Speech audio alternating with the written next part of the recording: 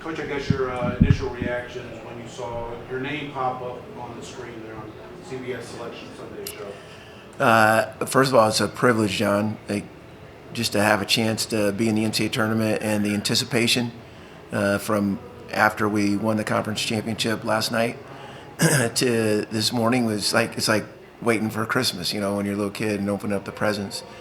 Then I saw the draw, and back to reality, because Coach Altman's phenomenal. Like, he's a Hall of Famer, and I've watched him a few times this year. Nate Biddle, one of my favorite players, versatile big.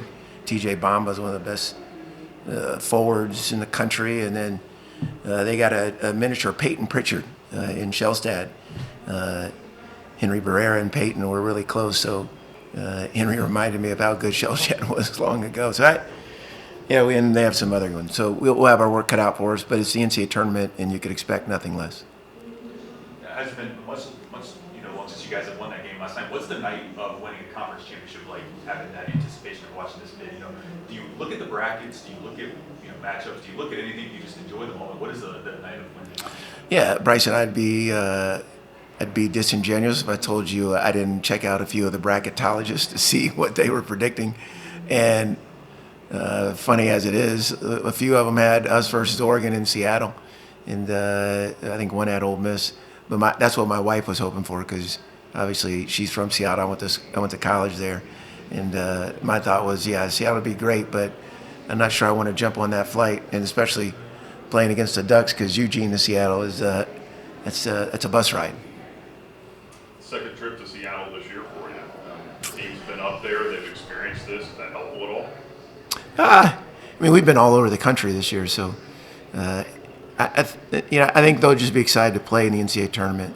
I don't think it has any bearing, Nick, on advantage, disadvantage. We expected we were going to go somewhere, and for it to be the furthest city that we could have gone to in the tournament is par for the course, but it's all good. Your previous trips to the tournament with Liberty, was a little different. You had the conference championship game like a week prior to Selection Sunday. How does that change things, and how do these next few days look for you? When you qualify early, there's the media barrage, because they want to talk to you about making the tournament and being a Cinderella. You get a lot less attention, and at least thus far, and I'm sure there'll be some noise about it in the coming days. But I think one of the positives is, although you get a little extra rest, you don't interrupt the rhythm you're in, and I think our guys are playing well together right now on both ends. Are there areas we can improve upon? Absolutely, and we'll need to if we're going to have a competitive game against the Ducks. Coach, does now NCAA tournament, obviously, does that change anything regarding practice, or are you just going to keep things running kind of the same way you've been practicing the whole year? Yeah, we are who we are. We'll have practice tomorrow, and it'll be a brief one, and we'll go a little bit longer on Tuesday with our install, and I think we'll probably have to be out there Wednesday just to get used to the time change and all that. So it's business as usual for us, and fortunately our guys like coming to practice, so that's a good thing. Coach, obviously both the men and women team for Liberty is going dancing. Yeah. What does that say to the programs here at this school? I think our athletic department and our administration, Dr. Costin, and all of our upper administration, they have a deep commitment to athletics, and but it's balanced. It's not.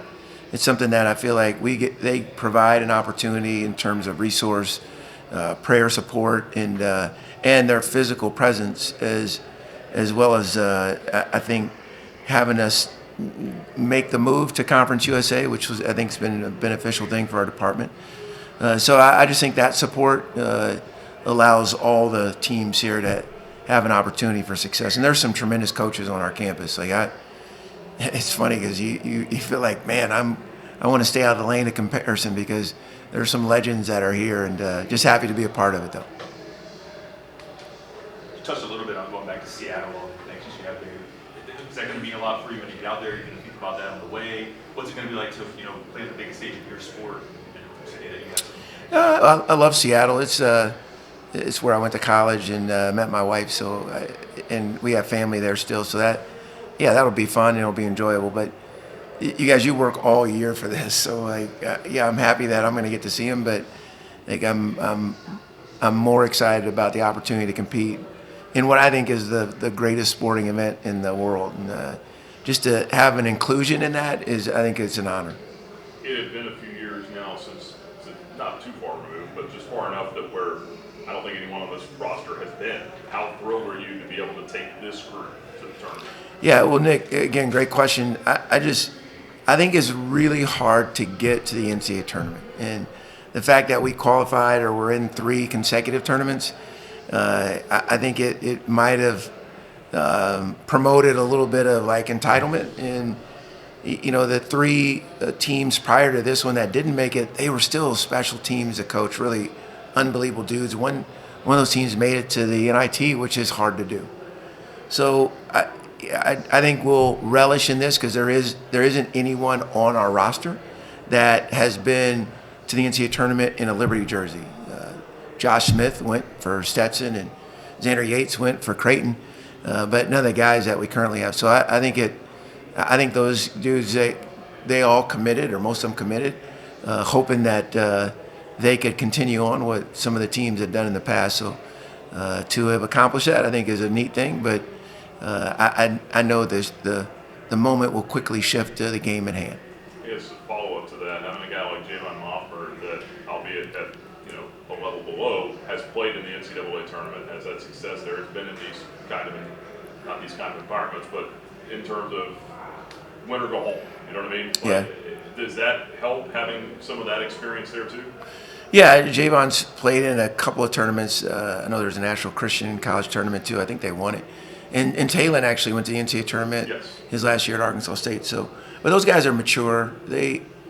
Whether they had played in that or not, I think it's a little different. Division I, Division II, because the stage is so big. There's so much attention on the Division I tournament. So, but those guys have been consistent for us all year long. Like, not in terms of their numbers or production, but their countenance. They've really been special that way, and are quiet leaders for us. And I think our guys have drawn on their foundation of security in themselves. You touched on the quick turnaround as far as timing from last night to now. What about the emotion, yourself and the team specifically? Going from that joy and euphoria from last night that you experienced into today to now focusing on the task. Yeah, well, we had some practice, John. Like you were there. Like the game against Kennesaw was a phenomenal college basketball game, and they're a worthy opponent. A rivalry has been created because we have a lot of respect for them, and the joy and the adulation of coming back and winning that game after trailing for 36 minutes, and a quick turn to play against a Jacksonville State team that, handled us at their place. So I think. And I said this to him in the locker room before coming down here, like, man, enjoy this because it's a real privilege to be in it. And tomorrow we'll get back to business and preparation. I guess my last question, when you've been to the tournament before. Coaches talk about they want to get back because they learn something, or they figure something out that they want to do a second time that they go. Now that you've been a few times, you have that experience. You getting back this time. What's something that maybe you've learned from your first few trips there? Maybe it's just simple as timing, or something about the games. What's something you learned and feel like? Yeah, Bryson, they're all different. Thank you for the question. They're all different. Again, I think the NCAA tournament, not unlike what we said about Conference USA, it's really about your matchup. And having been at Virginia, and I can just tell you, there's such a distinct difference between the first and second rounds and the Sweet 16. And you have to be really good to win 2 games in the NCAA tournament. So I think the thing that I'll do the most is, number one, enjoy the qualification, because I think that's, again, extremely hard to do. But have an anticipation of being able to just give our very best and let the outcomes fall where they may. And if we're fortunate enough to advance, unlike the Mississippi State game where we won and like it's such a quick turn and you're prepping for Virginia Tech, I think our guys will have the ability and the maturity, like, okay, what's next if we're fortunate enough to advance?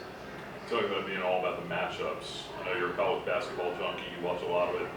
When you see Oregon, you you mentioned some of the players. What's the first thing that kind of jumps out as far as not keys to the game, but just matchups here in this one? Coach Altman is he's a Hall of Famer. I'm telling you, he's tremendous.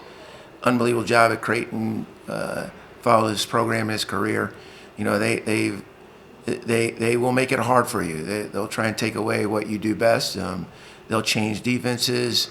They've got an offensive system that they'll exploit maybe what they think is your weakest link. And yeah, we'll have to be really prepared, and we'll have to stay in our identity. Like we are who we are, Nick. And I think I love being a part of this group and a part of our room just because of the character and the selflessness that those dudes exude. But we're going to be Liberty, and we'll let Oregon be Oregon, and a ton of respect for them, and we'll prep the right way. But I'm not.